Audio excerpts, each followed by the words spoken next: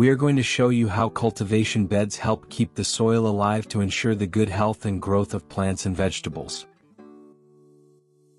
Welcome to your training course on market gardening. Let's see how do cultivation beds maintain living soils. For soil to be fertile, it must be alive. For growth and good health, vegetable plants need light, water, and nutrients. They feed in the upper part of the soil, between 10 and 20 centimeters deep. Fertile soil is rich in humus, which comes from decomposing organic matter, crop residues, leaves, dead insects, excrement. The soil consists of solid elements such as organic matter and stones, water-containing minerals, and air. It also hosts living organisms, invisible microorganisms like bacteria and fungi with white filaments, called mycelium. Organisms a few millimeters in size like mites, small worms called nematodes, or insect larvae. And insects, such as woodlice, earthworms, termites, ants, millipedes, or spiders. It's a very rich and varied ecosystem where everyone plays their role, even the slug. All these elements interact together to regenerate the soil, keep it healthy, moist, aerated, and stable to support plant growth. This biological activity is the engine of soil fertility. How does the cultivation bed system maintain living and therefore fertile soil? Initially, the plot is covered with a thin layer of fertile soil. By digging the walkways, this soil is moved onto the beds. This concentrates all the fertile soil where the plants will grow. Mulching in the walkways is essential. It retains water like a sponge, keeping the soil moist.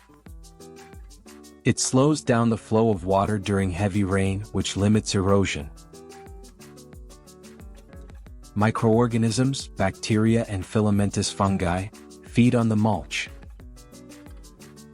They become food for woodlice, insects, termites, spiders, millipedes, and earthworms. All these organisms participate in the decomposition of the mulch into compost. We can thus speak of surface compost in the walkways. The excrements and corpses of microorganisms and insects decompose and in turn nourish the compost.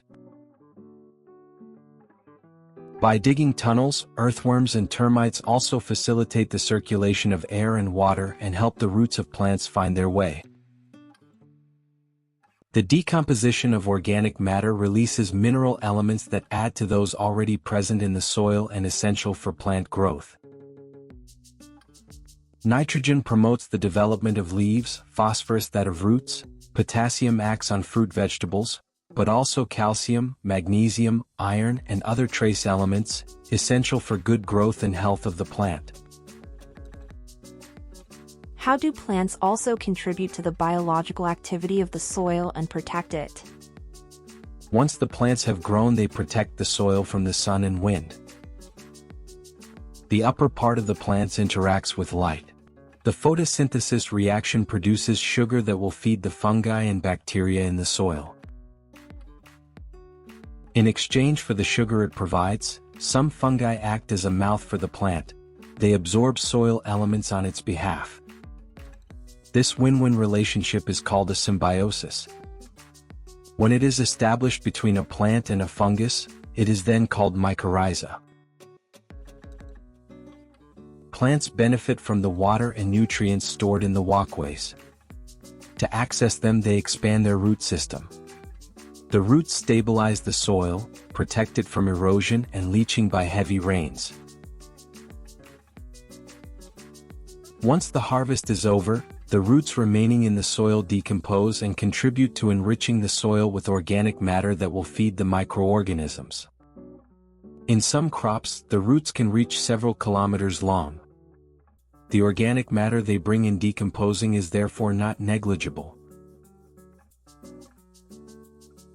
Harvest residues provide organic matter. Depending on the amount, it can be added either to our compost bin to obtain compost or under the mulch of the walkways for surface compost. Before starting a new crop, this compost can be laid on the surface without being compacted, to not damage the soil structure and let life organize itself. The technique of intensive organic gardening in living soil with permanent beds and mulching improves soil fertility while tripling the production of vegetables compared to conventional methods. The cultivation bed technique has many advantages. By preserving the soil, it allows for a reduction in inputs of compost and organic matter, thus saving money, while increasing productivity and producing healthy food.